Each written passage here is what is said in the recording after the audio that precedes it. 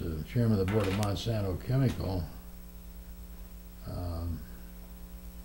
he said, well, Elmer, I hope they gave you a good block of stock options. And I hadn't thought of that. And my lawyer, Dave Klein, who was not a real entertainment lawyer, and because he never worked in the entertainment business, he hadn't thought of it. So we hadn't even asked for stock options when we did the contract. But it turned out I think they gave me 3,000 shares of stock options. And that means option to buy the stock, not that they're giving you 3,000 shares of ABC stock. But you get it, at that time, the U.S. law on stock options was, I think they could give it to you for 90% of the price on the day that they granted the option. So if the stock went up, you were going to, I later made a little money off the stock. And so anyway, the board reception was good. And I thought the affiliates, and I had some whose attention, some who were news-oriented. One of my strongest supporters was a man named Martin Umansky, Wichita. He was the general manager of KETV in Wichita. He had the leading news department in there, and he was a University of Missouri graduate. The Mafia rides again. And he was a Brooklyn guy who had gone to school at Missouri, and instead of going back to Brooklyn, when he graduated, he went west. And he went with Cake when it was still radio, and he just stayed there, and I think he's still there to this day. So he, being news-oriented through the J School, he wanted to do well in news, and he was the leader in his field. He once had Channel 13 there, and I think he once met me at the airport when I arrived to make a speech in Wichita, and he had 13 cameramen at the airport. I think he just took 13 members of his staff. He gave me each a camera as I came down the gangplank by the... That was to make an impression upon you. Yeah. But Martin's a good friend and was a supporter for all the time I was at ABC, and I'm sure he's still... And he was the guy behind setting up a Goldenson Fellowship, a professorship at the University of Missouri Journalism School, which exists today, but I don't believe it's filled at the moment. Stop. Sure. For a drink.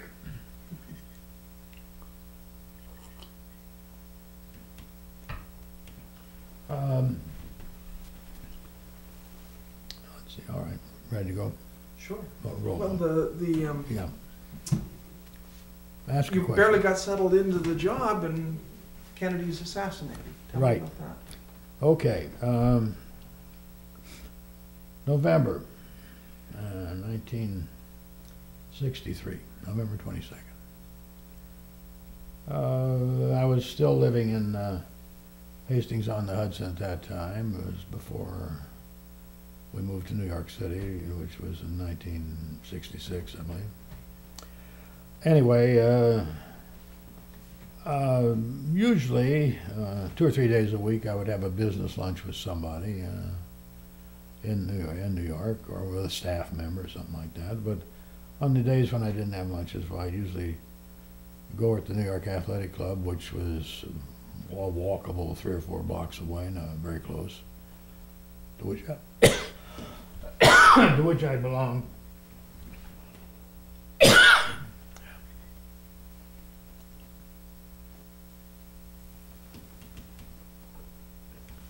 I belonged there about 10 years, I think, by that time, 8 or 10 years. So I would go there and take a swim, and then maybe have a sandwich or some yogurt or an apple or something, and go back to the office. So I was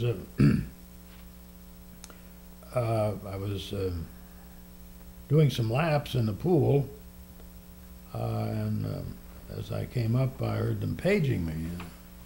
The 3rd floor at the New York AC is what they called the baths at that time. I was there the other day, and it's now been updated, and they call it the Aquatorium now. It's a beautiful place. Got those people swim laps there up and down, and they now take women too. Same pool? Well, the pool is in the same place. They've updated it, but everything else is different. Same space, yes. Same space. Third floor in the locker room there. A couple of Irish boys run it from the old sod. When I was there the other day, there was a young woman swimming her laps. But in those days, why, we skinny dip. It was because it's only men.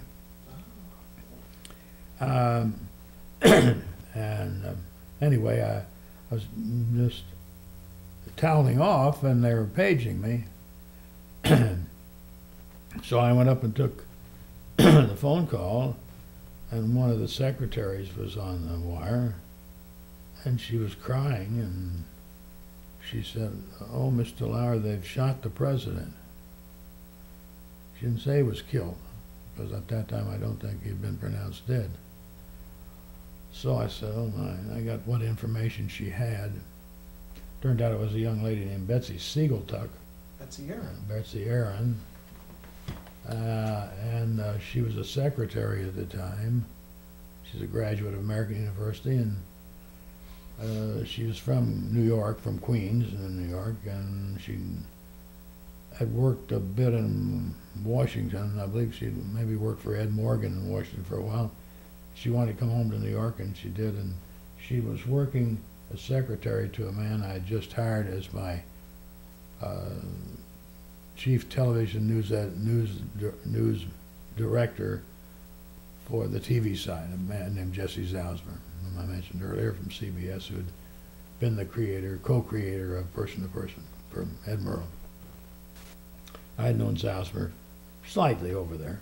So he was your deputy?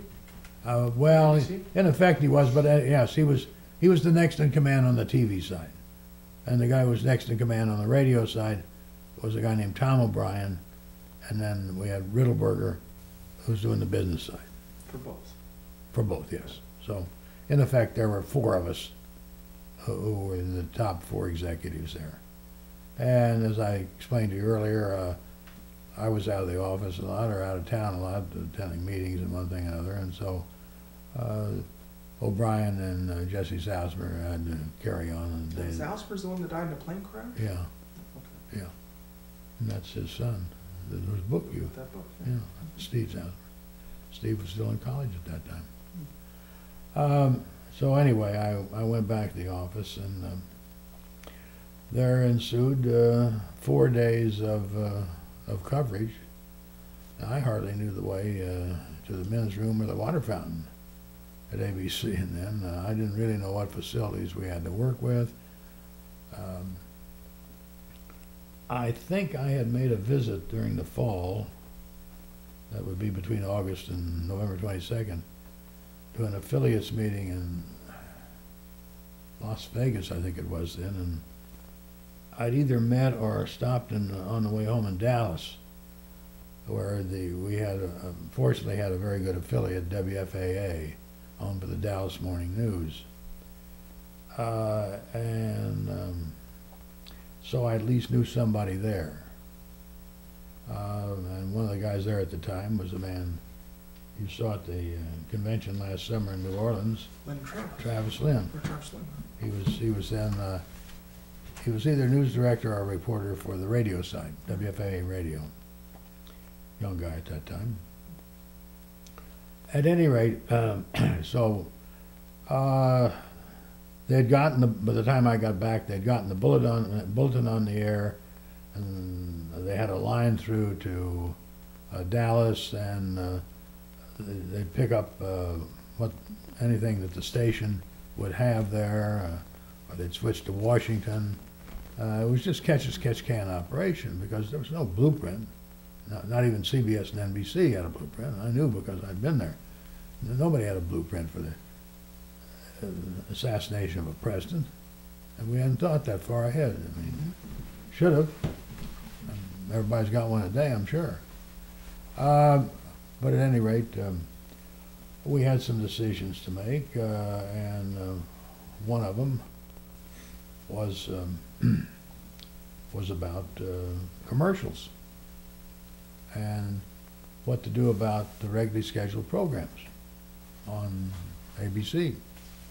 And so I went down to Goldenson's office, and I don't know, there were several executives in there, and he and I guess, took the lead in the conversation, and out of that conversation, the conference, if you want to call it that, came the decision to wipe out all commercials for the next 4 days. At the time, we didn't say 4 days, we said as long as we have to. Turned out to be 4 days. And they lost quite a bit of money by doing that, but you couldn't very well put on a commercial for Wheaties or soap at the time you were reporting to a nation in mourning the death of the assassination of the president. At any rate, that decision was made, and Ed Morgan was in the Washington office at the time. He wasn't doing really much television in those days. He was doing mainly radio. He was on the ABC radio network 15 minutes a night, Monday, Friday, sponsored by the AFL-CIO. And so the Washington bureau chief, who was a man named Bob Fleming, had put Morgan on the air, and the Washington bureau was feeding them, and they had somebody at the White House, and they were just feeding anything you could get, really. As I was in Goldenson's office, Howard Smith was on his way back from Cairo. He'd been doing some kind of a program in Cairo, and he was flying back when the captain, who heard that he was a newsman, called him up to the cabin and told him about Kennedy's death. So when he got off the plane in Idlewild, now Kennedy, he knew what had gone on, and so he came to the office immediately. And somebody said, well, Lauer's down in Goldenson's office, you better go down there. Well, it wasn't a meeting he should have been attending anyway, but at any rate, he walked in and said, you know, what could he do? And I said, well, go on. I think we put him on the air briefly, and he described his trip back, and because we had to fill the whole time. Yeah. And this is tough when you haven't got anything in the bank ready to go. So he flew back on a plane. I don't think they had the shuttle at that time. But at any rate, and we put together as our anchor team for that, almost ad-libbed the team, Howard K. Smith and Edward P. Morgan, which really kind of saved the day for us because they were two highly respected journalists, and for a weekend when the nation was in mourning, they reassured people. They were mature men who had a reputation, they were known, and so that proved to be pretty good, and they were on the air as long as they could keep awake. They must have been impressive because you kept them together later for the election. We did. Yes, we did. Oh, they did a good job. They did a good job. And so we just kept going as long as we could, and various people came around and offered their services. People in the music world, you know, we'd put on a symphony. We'd play a symphony for an hour. Something, one of these mournful symphonies, you know. And then, like we sent somebody up to somewhere in Massachusetts to do an hour with the eminent historian Henry Steele Commager. I had taken a course from Commager in constitutional government law, constitutional government and law at Columbia University. One of the best courses I ever had in my life. And he was an impressive man. He was also teaching at that time at Amherst also. And so that meant getting a line through to Amherst to and send the correspondent up there. And I think there we had to drive up. I mean, but we were going 24 hours a day for 4 days. And so we survived that. There was some people have called it television's finest hour. I let other people make the judgment on that. But Did it change television? Did it change television? Television news, Yeah. at least. I don't know. To be honest with you,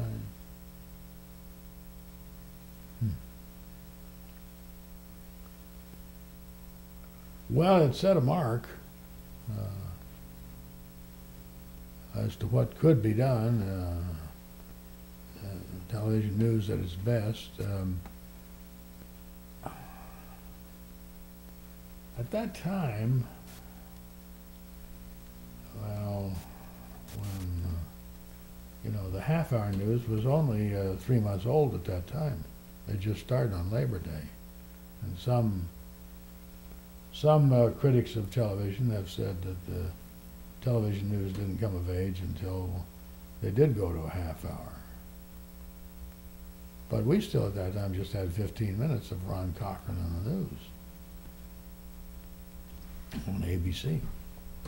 And most of the, well, I would go so far as to say all of the ABC stations, affiliates and owned stations alike, probably only had 15 minutes to it at the dinner hour to match the other 15, the network 15. New York, Channel 7 might have been a little different. I believe they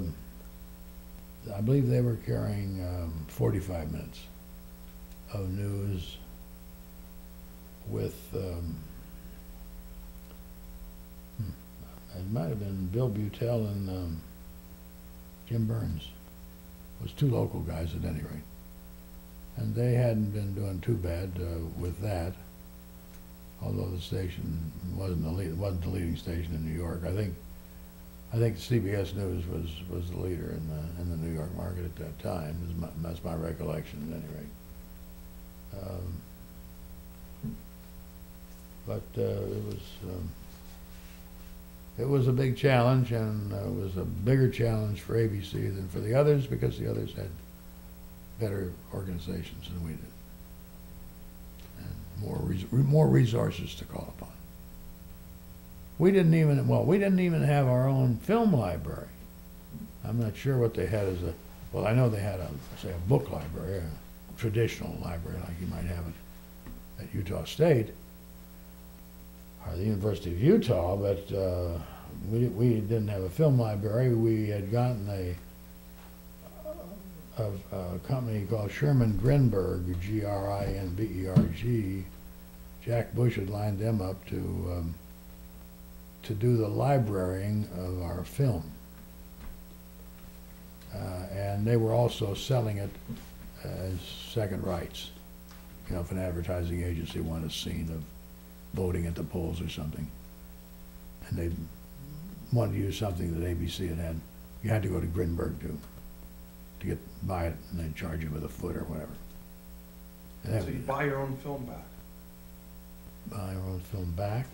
Oh, did we buy back? No, we had access. Oh, okay. We kept access. Oh, okay. We could use it, and that was part of the deal. Yeah. That when the producer, say Bill Siemens or somebody like that, when Bill Siemens would want something out of the library for the evening news, for Ron Cochran in the news, I believe he was the producer, he could call on Grinberg, and they weren't too far away. They were maybe 4 or 5 blocks away. Now, wasn't it about this time, fairly soon after you joined, that it was time you decided to make a change at anchor, replace Ron Cochran? Yeah. And you tried to get Charlie Collingwood. Charlie Collingwood and Ed Murrow and a number of others. Yes, those two particular. We probably talked to some others. Yes. Well, I had talked to Charlie Collingwood almost from day one. Because when I came in the door to ABC on August 21st,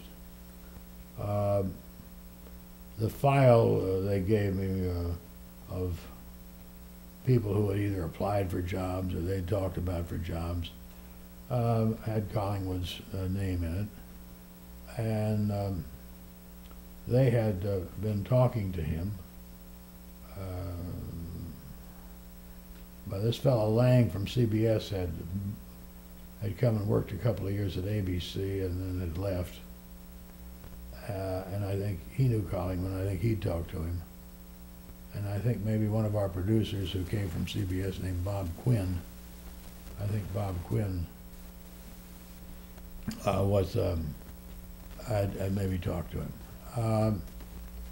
But at any rate, nothing had happened. I'm not sure they'd even made him an offer, but Collingwood aspired to be an anchor. And he thought he was a better journalist than Cronkite, and he may have been in some respects. I don't think he would have been as good an anchor, but at any rate, he was a very good journalist, had an excellent reputation. And he was a Merle boy. He was a Merle boy. He was a Rhodes Scholar, and he'd had great experience in covering World War II from London. He'd been with the United Press briefly there, and he'd been in Paris on the liberation of Paris. He'd covered that, and I knew Charlie pretty well from when I worked for Life magazine in Paris. He and my boss at Life, Charlie Wertenbacher, were good friends. I think they played poker together besides being colleagues and as correspondents. And so I had lunch with Charlie at the New York AC as usual, and we offered him $125,000 a year. But we couldn't tell him he was going to have a half-hour program. We weren't ready for that. $125,000, that was more than you were making. That's right. Well, talent usually makes more than the manager. Even then. Yeah. Well, Huntley and Brinkley at $165,000, which I told you earlier, they got on a 10-year contract with escalation in it. They made more than Bill McAndrew. Douglas Edwards made more than Sig Mickelson. So was the money agreeable with Collingwood? It didn't get quite that far. He didn't object to the money. I think the money was competitive at the time.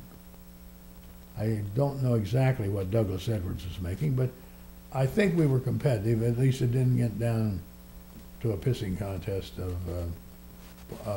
would we give him more than CBS. And that's not why the deal fell through. So we wanted him, but he'd been at CBS a long time, and he and Murrow were great old friends, you know, so he went to them though and told them that he had this offer from ABC, and so they said, well, you better talk to Bill Paley, and Bill Paley soft-soaped him.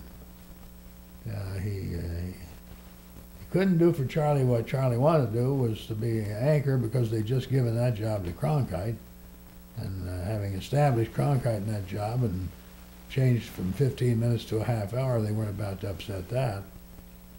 So he dangled in front of Charlie. I'm sure he gave him a raise. What he gave him, I have no idea. But he was making him roving European correspondent, and Charlie went off to Europe and became a boulevardier. He was somewhat of a dandy. He wore Bond Street clothes and a tailor in London, and he really looked pretty good. He's a handsome fellow, big with the ladies. He was married to a Hollywood actress named Louise Albritton. He taught Dan Rather how to dress, didn't he? Did he? Oh, I didn't know. So. I didn't know that, but wouldn't surprise me. Should have taught him how to talk.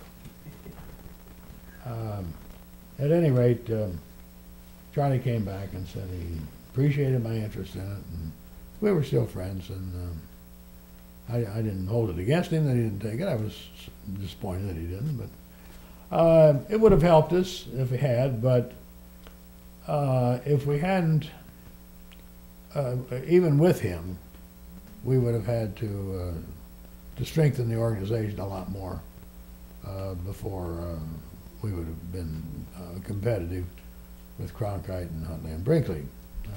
You mentioned whether the name... Murrow. Murrow, yes, okay. It was after the assassination, and we've gone on, and I had heard, or was rumored in the trade, that Murrow was unhappy with his job at the Kennedy administration, which was head of the USIA. Murrow had thought that when he went to Washington to join the Kennedy administration, leaving CBS, that he was going to have a strong voice in foreign policy, and that just didn't happen. The people Kennedy had, like Dean Rusk and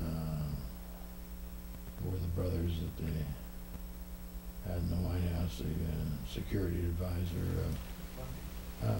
Mac Bundy and his brother, they weren't about to roll over and play dead for Ed Murrow, even with all his glamour.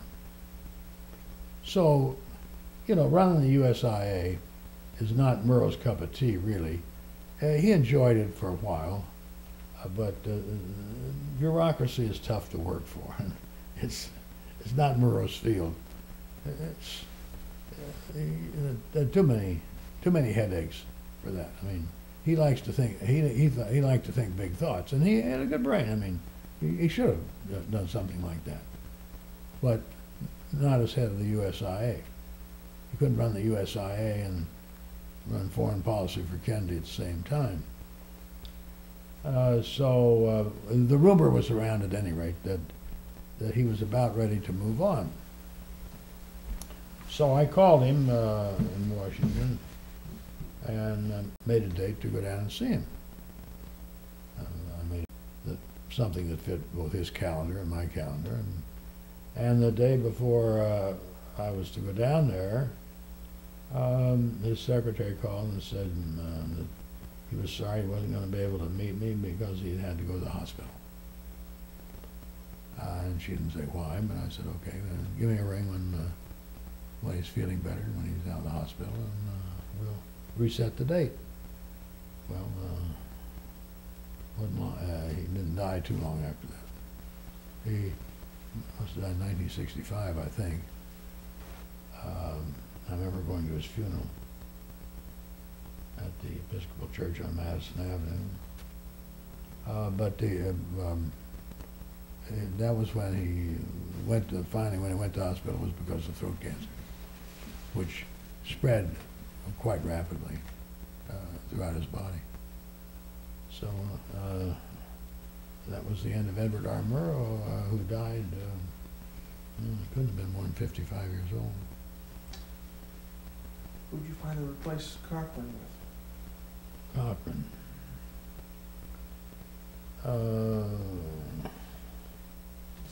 Let's see.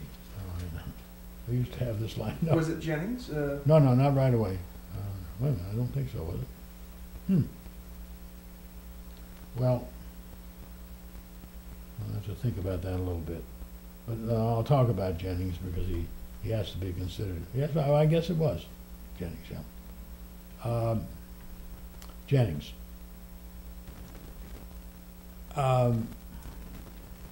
John Scally, our diplomatic correspondent, State Department correspondent. He was an old AP guy. He was a very good reporter. Jim Haggerty had hired him because he said he was the best reporter on the beat when Haggerty was at the White House. So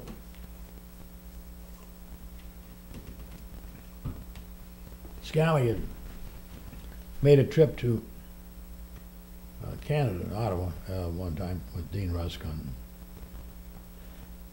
some diplomatic story. And turning on the set in his hotel room, he had seen these two guys doing a duet on not CBC, but Canadian Broadcasting, which wasn't too long in the business at that time. When Scally was there, this would be 1963 or 64 probably. And he said, well, he came back and I'll take a look at him. And there was a NGTON. Langton was about maybe 5 to 8 years older than Jennings and looked looked quite mature, and Jennings looked like a high school kid. You've seen some pictures of him upstairs. How'd you like that? You like those suits he wore then?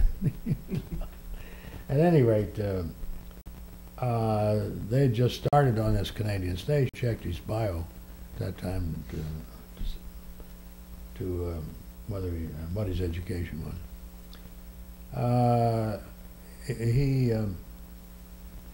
He had been working in a bank, was what I think he said later. I believe that's true, and he met somebody who was involved in this what do you call it? CTV? CTV station. He and Langdon wound up anchors on that station. So we looked at the tape first, and then we invited him to, in the summer of 1964, the Democrats to nominate Lyndon Johnson had their convention in Atlantic City. And we invited him to come down there and see how we worked. And during the course of that time, I believe we made him an offer during the convention, is my recollection. And he accepted it. And he did come down. That would have been, the convention would have been in August, I believe. And I think he came down in September of '64. We did not hire him with the thoughts of making him an anchor. We just thought he looked like good talent that we should have in the shop. And a good lineage as well. Yeah. Well, I had heard about his father. I hadn't met his father at that time. His father, Charles Jennings, was an eminent broadcaster on the Canadian Broadcasting Corporation. And during World War II, Charles Jennings did the 10 o'clock news on CBC, I guess, throughout Canada. So I've been told. I'd never heard it myself, but and if Charles Jennings didn't say it, why, Canadians didn't believe it. He was maybe the Walter Cronkite of his day, and he was trusted. Or some people have said he was the Edward R. Murrow of Canada.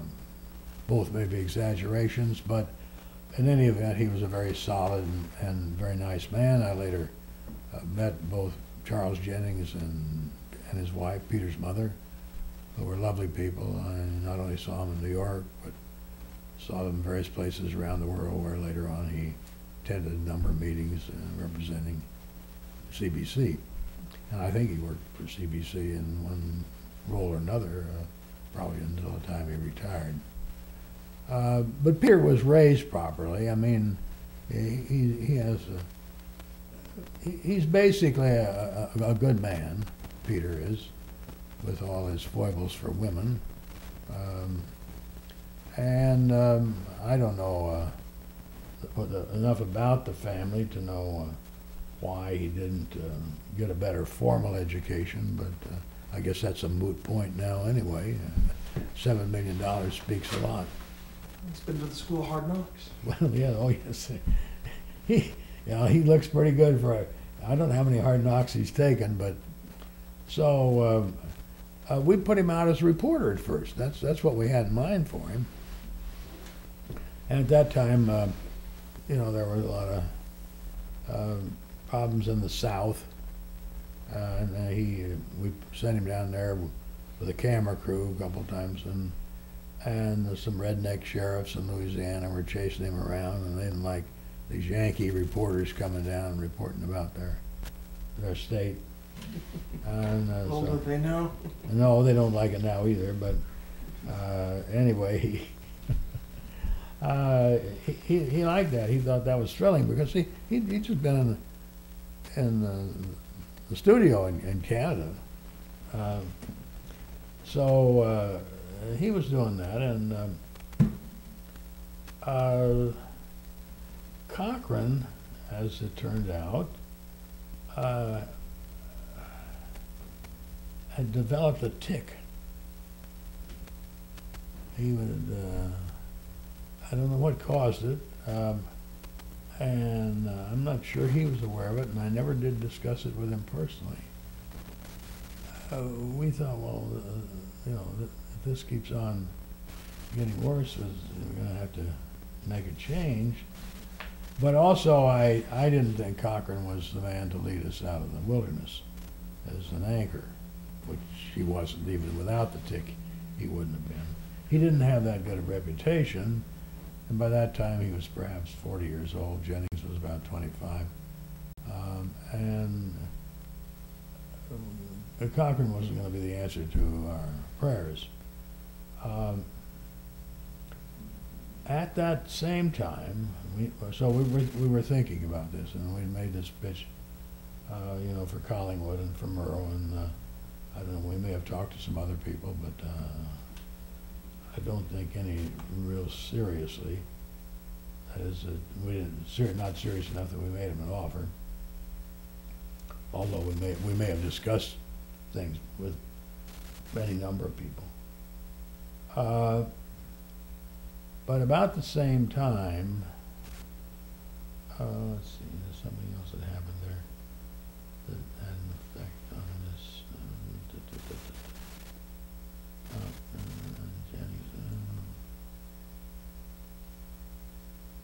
Cochran's tick, that was one thing.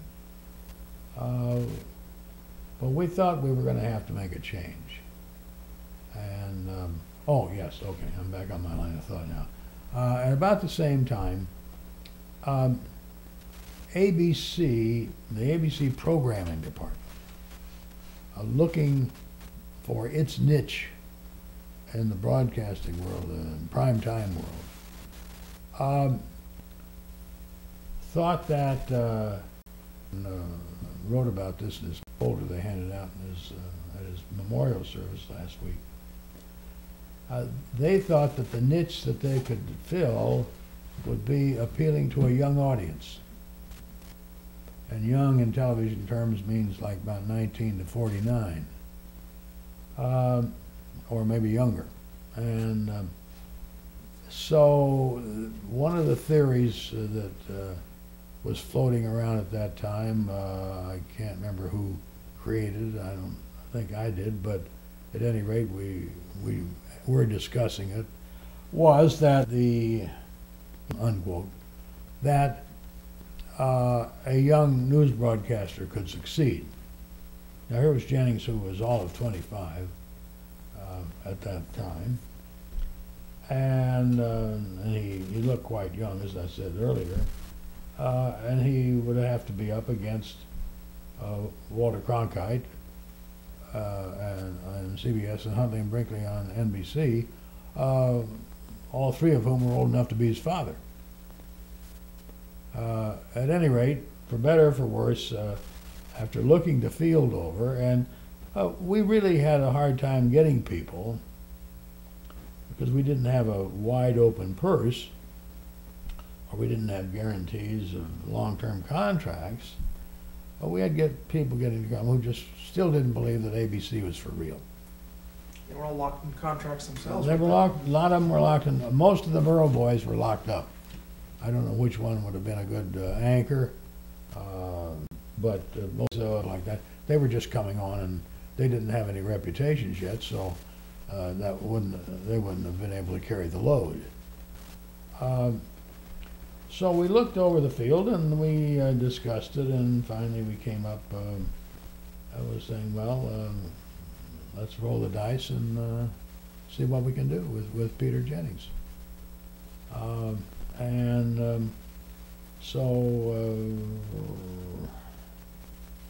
to think of the date. Somewhere in about 1965, I would think it'd be. Does that say when he started?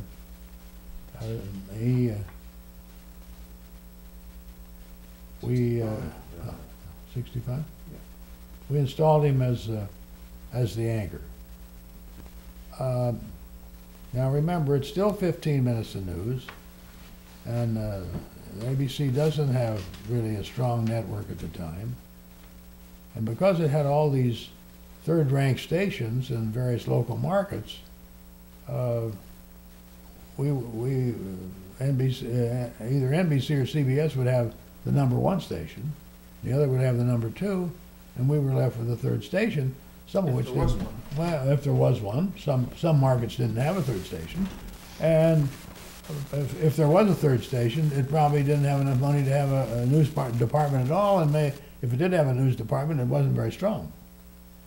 And those that did have news departments, in 15 minutes, to match the network 15 minutes, they would do 5 minutes of news, sports, and weather. Well, you've produced programs at stations at various lengths of time, and when the sports guy does his 5 minutes, that doesn't take too much. You give him a little film from a syndicate to go with, and a few jock type thoughts, and he's got a show, and it's easy to sell the commercials in it, and then the weather guy has a built-in franchise.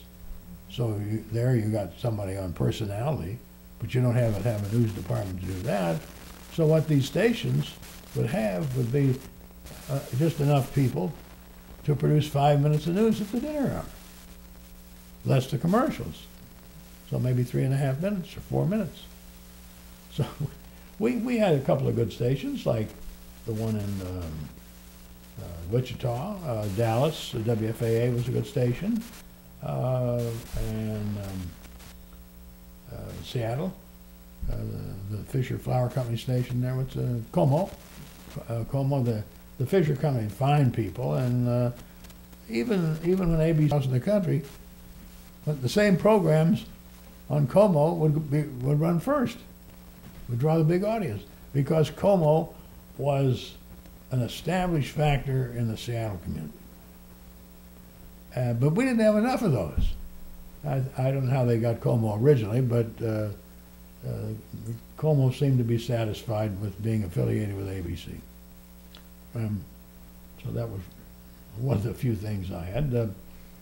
Locally, I mean, as far as company-owned stations were concerned, the best news program I had at a company-owned station, I wasn't in charge of them, but they gave us our certain relationship and lead-ins and stuff like that, was San Francisco at KGO, where Roger Grimsby was doing the news.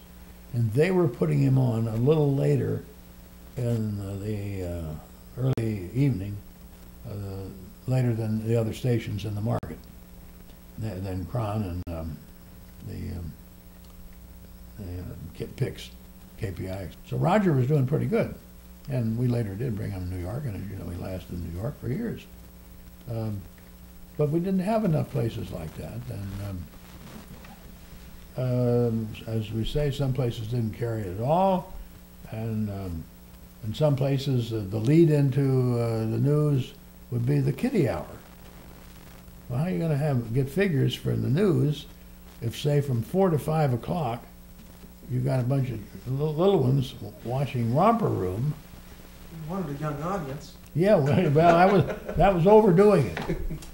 You got Romper Room, and then you expect them all to switch at 5 o'clock automatically to listen to that other juvenile, Peter Jennings. Well, he wasn't a juvenile at all, but that's what we were up against. There were so many problems like that some days we'd throw up our hands and think we.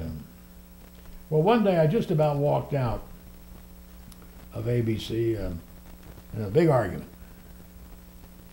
and it was in Goldenson's office, and it pitted me against the president of the television network called Tom Moore, who was a Southerner whom I didn't like. I'd known him at CBS, where he's a salesman. I didn't like him there, but he somehow or other ingratiated himself to Goldenson and was president of CBS Television Network.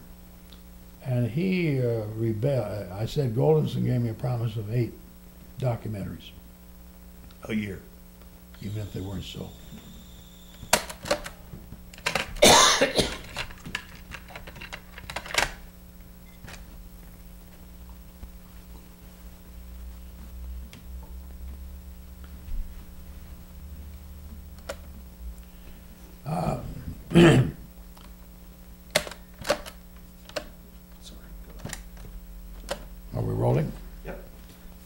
He had given me a promise of 8 documentaries a year, even if they weren't sold.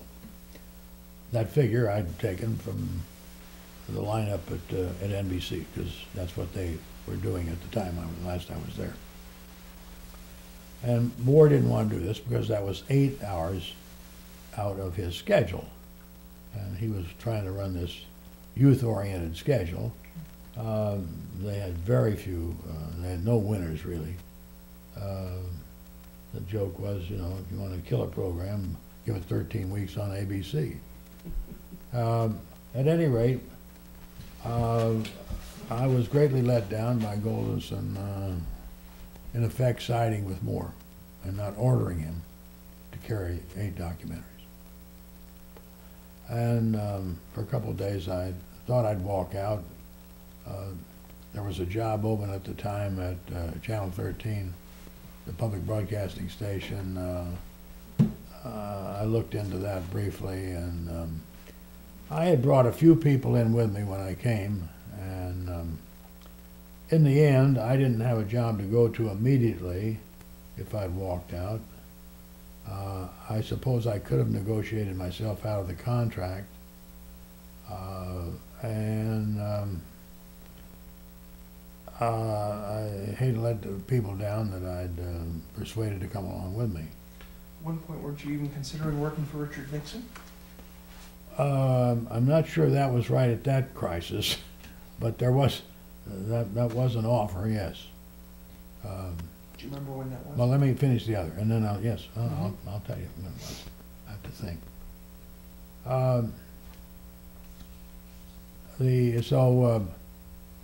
So anyway, I backed off. Later, we did get 8. We got more documentaries into the schedule because we made a deal with 3M, Minnesota Mining, to sponsor 8 of them, and they were a very good sponsor, and we had them as a sponsor for a number of years. But in 1964, we could have produced the programs, but we didn't have enough of a reputation in the documentary field that I doubt that any of them would have been sold. They'd probably all had to be carried as sustaining programs. So anyway, I backed off on that. I always told them that I understood money, but I wouldn't compromise on principle, and I didn't think it was principle. I thought Goldenson would let me down on a promise, but I suppose that occurs in business frequently, and at any rate, I accepted it and went on to fight another day. But you give me a line in that. Oh, Richard Nixon. Richard Nixon, okay. And then also I had a job from Missouri too at that time. Offer. Trying to think of the guy's name. Yes, got it. It would be, well, Nixon wasn't elected till, what, 68. Mm-hmm. So, sometime after he was inaugurated. Mm-hmm. That would be probably 69 then. I can't remember right now who was the White House press secretary. Ziegler? Well, it could have been Ron Ziegler, yes. But a man called to make a date with me, and his name was Ray Price, P-R-I-C-E. He had been involved in Republican politics, and he was an editorial writer for the New York Herald Tribune. And so he came in, he said at the suggestion, called me at the suggestion of Richard Wald, who later was president of NBC News and the vice president of ABC News until recently, and still doing something for him today. Wald had known him on the Herald Tribune. And Wald's theory, so I heard, was he thought I would be dissatisfied with what I'd been doing at ABC because he didn't think either well, I don't know what he thought, but he thought that I was be dissatisfied. So Ray Price said that Nixon was casting about for a new press secretary, and would I be interested? And we talked a little bit about it. It was in my office on 7 West 66th Street. He seemed to want to keep it very quiet. He came in late in the day after most people had gone home. And as I recall, it was on a Friday night, and I went home and told my wife about it, and she said, "But you don't like Nixon." That was the end of that. Oh yeah, there's that. Had you considered it before Gil reminded you of that? Well, I wasn't going to do the job. I would have never gotten along with him. I had met Nixon, well, I met him several times, but once during the 1968 campaign, I remember that summer we had a place out here in the Hamptons that we'd rented for a month or so, and I had a call from a guy I'd known at CBS who had joined Nixon's staff. He was a fellow named Frank Shakespeare, and Shakespeare said Nixon would like to meet with you and Bill Sheehan. And I said, fine, and so I called Bill and said, he wanted us to come to lunch. He was living on Fifth Avenue, around 64th Street or 65th, somewhere in there. And so I drove in from East Hampton, and Bill joined me there, and we had lunch, and they wanted to talk about. Nixon thought, oh, I know, it would be before the convention in Miami Beach in 1968. And he felt very confident that he had the nomination all sewed up, well, which he later won rather handily, but I'm not sure he had it sewed up at that time. This would have been, well, this summer would be July, perhaps. July, I think. And so he wanted to talk to us about how he could do well in campaigning. And I gave him a good idea, free, without joining his staff. And I'd give it to anybody who said it, because it was also serve ABC or serve all broadcasters. And I said, make one a point every day, make one major appearance, and do it early enough to get it on the dinner hour news. Well, that's a simple thing. I mean, it doesn't take a rocket scientist to devise that plan. But over the years, in covering presidential campaigns, and by that time, videotape was very prominent and satellites were coming on. Almost any place in the United States, you can do something by noon or 2 o'clock or something like that, and you're going to have a good story, a solid story, and you're on the evening news, and you're going to give the TV people enough time to handle it and to work it into their show. And I think he did that during the campaign to some effect. So I didn't wind up with Nixon, although he later wrote a letter. I don't know whether you saw it in there or whether it's in the files or not upstairs. I read it to Leonard Gold, and he said, I note that your news department is making great progress. Congratulations. But, you know, at the same time, and you can talk to David Charles Klein about this whenever you get around to seeing him, I was on one of the enemies list, and I think you've seen the Newsweek cover and the Time magazine cover. Just as a result of the Agnew attack? Yes. And this, you were one of those dozen or so dirty men, dozen, unelected men. One of the dirty dozen, yeah, the unelected elite. David Charles Klein, lawyer, confidant, friend, tax man, whom I've known for, since probably 1954. He first represented me in buying a house in Hastings on the Hudson. So how long is that? That's 50, almost 50 years, isn't it? 46 years. Anyway, he has always done my taxes, and he's meticulous, and he's no monkey business with Klein. He will get you what deductions that you deserve under the law, but he won't play footsie on anything. And I've known that he's fired clients because they wanted to do some flim-flam. Because his stock and trade is his reputation. And he has to keep up his reputation with the Internal Revenue Service. And if the Revenue Service thinks, if the IRS thinks David Klein is crooked or plays fast and loose with the facts, he's out of his business. At any rate, in the Nixon administration, after we were attacked by Agnew, my taxes were audited 2 out of 3 years. I'd never had an audit before. I've never had one since. Klein, as long as I was working, said, you're in too high a profile position.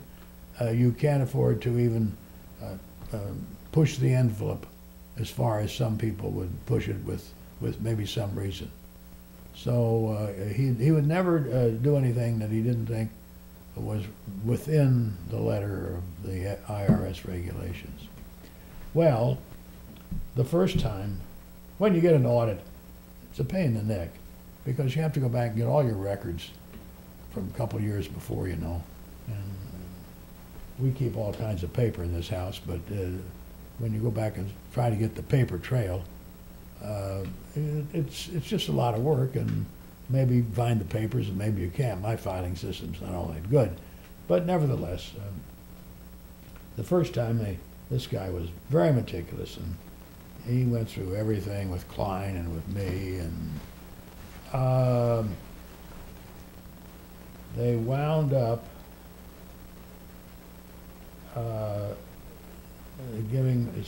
charging me, I think, $400 for whatever year they were auditing. It would have been a year in the mid-'60s probably, or late 60s, late 60s probably. $400 plus some penalty of interest, which wasn't a lot. So, you know, we paid it up and said, well, we just don't have the time to fight it anymore, to argue about it. Then they skipped a year.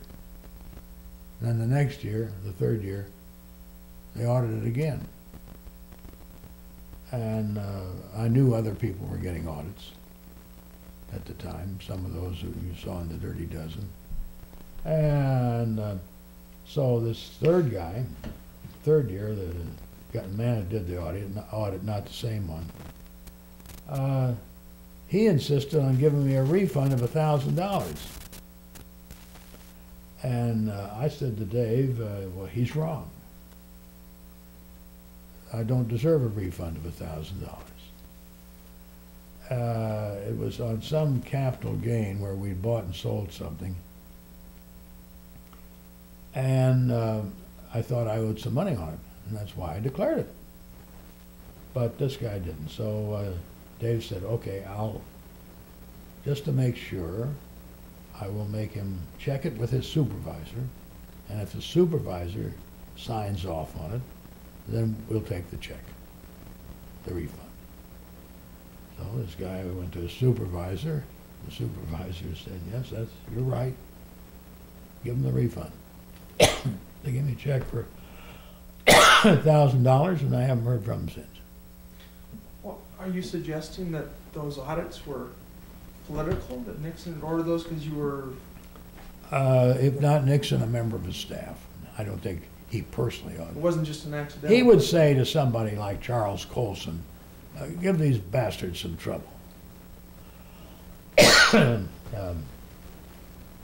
Well, that wasn't the only thing that we had trouble with in the Nixon administration.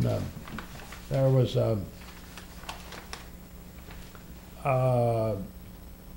an article which appeared, I'll let that ring, There was an article which appeared, might it be for you? Appeared in the Los Angeles Times, written by a friend, not a close friend, but a guy I'd known. I'd once done a story on him years before for Life magazine. And we had sort of kept in touch. And he did a full-page story in the LA Times. And for that story, he had interviewed me and Richard Salant of CBS and Reuben Frank, who was then president, by that time president, of NBC News. And one of the remarks that I had made in the interview was that, well, I don't mind criticism from the White House, and I don't mind them calling and complaining about stories, but when they start applying economic pressure to the network because of our news coverage, then I object to it. And that was way down in the story. On a full-page story, it might have been in column 4 or 5 and paragraph 10. And it was Colson, or one of the guys in the White House, apparently read the story. Anybody could read the story in the LA Times, and had read it long enough that he got to that paragraph, and he complained to Goldenson about it. And Goldenson was a little upset because at that time there was some negotiation going on